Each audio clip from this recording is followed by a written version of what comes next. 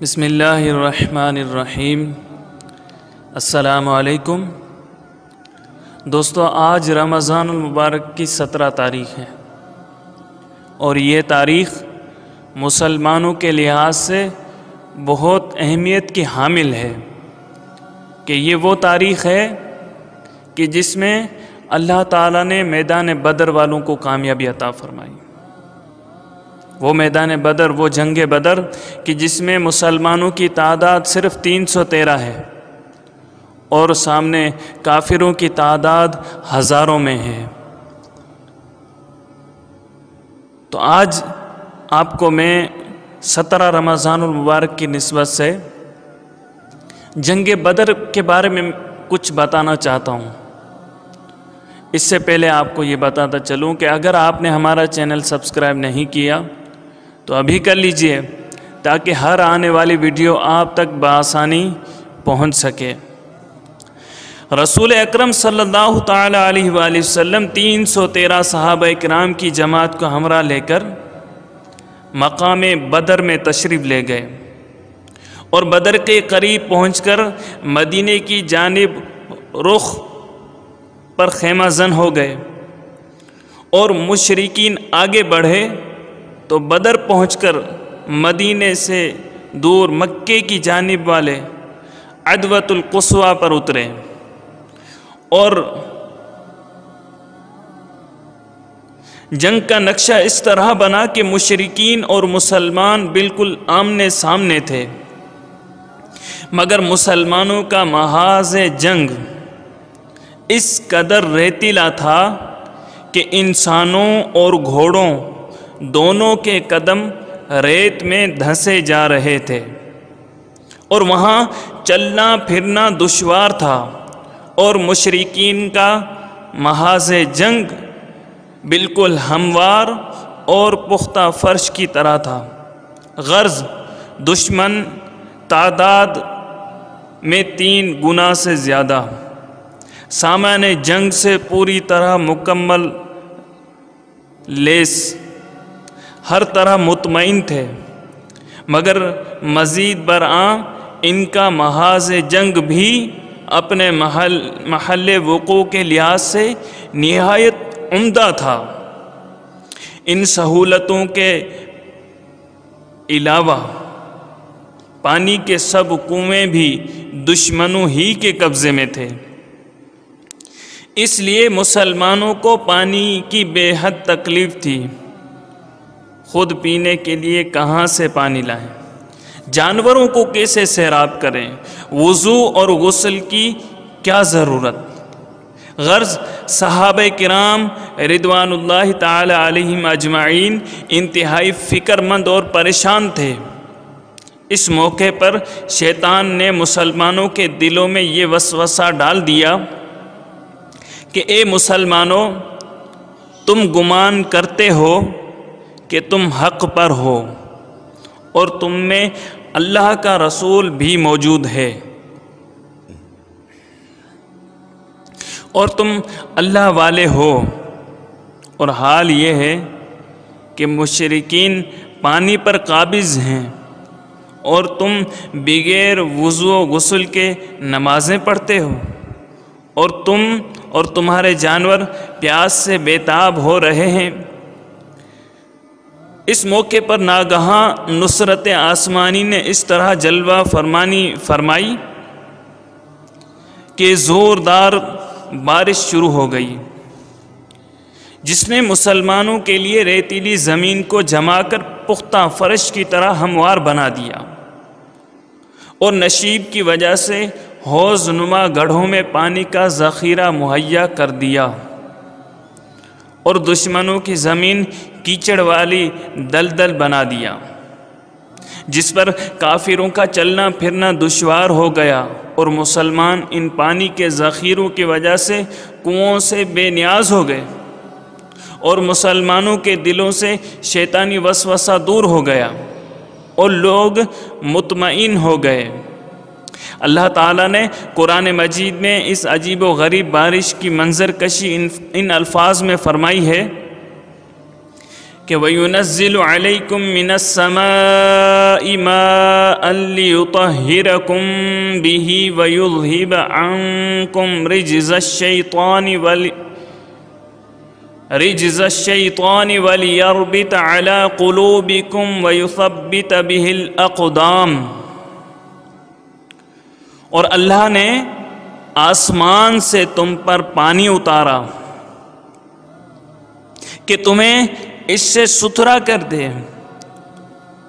اور ناپاک شیطانی وسوسے کو تم سے دور کرے اور تمہارے دلوں کو ڈھارس بندھائے اور اس سے تمہارے قدم جما دے۔ اس آیت میں اللہ تعالیٰ نے بدر میں اس ناگہانی بارش کے 4 فائدے بیان فرمائے۔ پہلا، تاکہ جو بے وضو اور بے غسل ہوں وہ وضو اور غسل کر کے پاک صاف اور ستھرے ہو جائیں۔ 2، مسلمانوں کے دلوں سے شیطانی وسوسہ دور ہو جائے۔ 3، مسلمانوں کے دلوں کو ڈھارس مل جائے کہ ہم حق پر ہیں اور اللہ تعالیٰ ضرور ہماری مدد فرمائے گا۔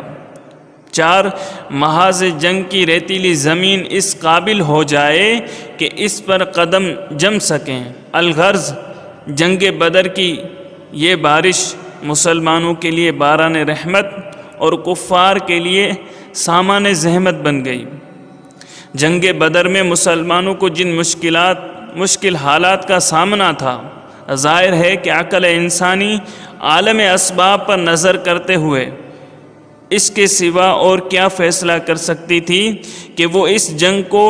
ٹال دیں، مگر صادق الایمان مسلمانوں نے اپنے رسول کی مرضی پا کر ہر قسم کی بے سر و سامانی کے باوجود حق و باطل کی مارکہ آرائی کے لیے والہانہ اور فداکارانہ جذبات کے ساتھ خود کو پیش کر دیا اور نہایت ثابت قدمی اور اولو العزمی کے ساتھ میدان جنگ میں کود پڑے۔ تو اللہ تعالیٰ نے ان مسلمانوں کی کس طرح امداد و نصرت فرمائی، اس پر ایک نظر ڈال کر خداوند قدوس کے فضل عظیم کی جلوہ سامانیوں کا نظارہ کیجیے اور یہ دیکھیے کہ اللہ تعالیٰ نے اس جنگ میں کس طرح مسلمانوں کی مدد فرمائی۔ پہلا،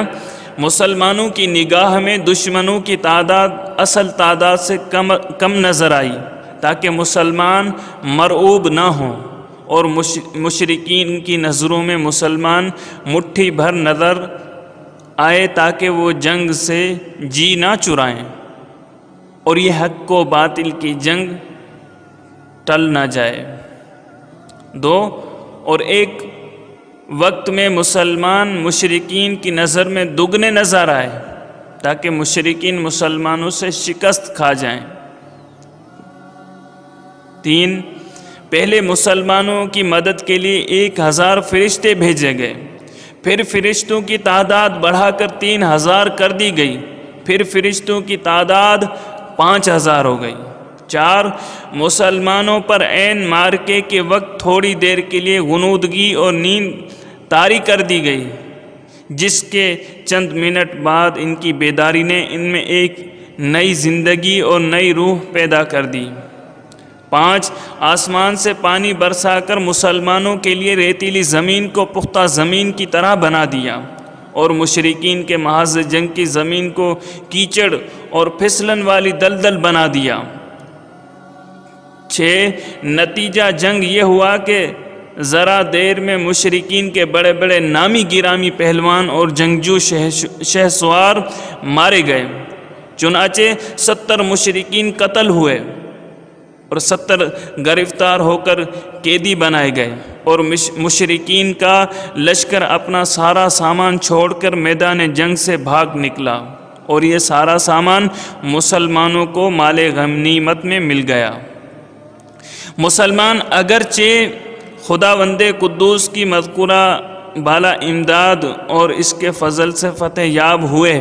تاہم اس جنگ میں 14 مجاہدین اسلام نے بھی جام شہادت نوش کیا۔ یہ واقعہ ہمیں متنبہ کر رہا ہے کہ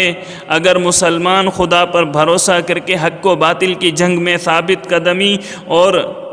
پامردی کے ساتھ ڈٹے رہیں تو تعداد کی کمی اور بے سر و سامانی کے باوجود ضرور خدا کی مدد اتر پڑے گی اور مسلمانوں کو فتح نصیب ہوگی۔ یہ رب العزت کے فضل و کرم کا وہ دستور ہے کہ جس میں انشاءاللہ تعالی قیامت تک کوئی تبدیلی نہیں ہوگی۔ بس شرط یہ ہے کہ مسلمان نہ بدل جائیں اور نہ ان کے اسلامی خصائل و کردار میں کوئی تبدیلی نہ ہو، ورنہ خدا کا دستور نہ تو بدلا ہے نہ کبھی بدلے گا۔ اس کا وعدہ ہے کہ وَلَن تَجِدَ لِسُنَّتِ اللَّهِ تَبْدِيلًا، یعنی ہرگز خدا کے دستور میں کوئی رد و بدل نہیں ہوگا۔ تو میرے پیارے دوستو، آپ نے سنا کہ جنگ بدر میں صحابہ کرام کا اللہ اور اللہ کے رسول پہ کتنا یقین تھا، ان کا بھروسہ، ان کا پختہ ارادہ کتنا تھا کہ اللہ تعالیٰ نے ان کو کامیابی سے ہمکنار کر دیا۔ تو آج آپ دیکھ لیں کہ ہم مسلمان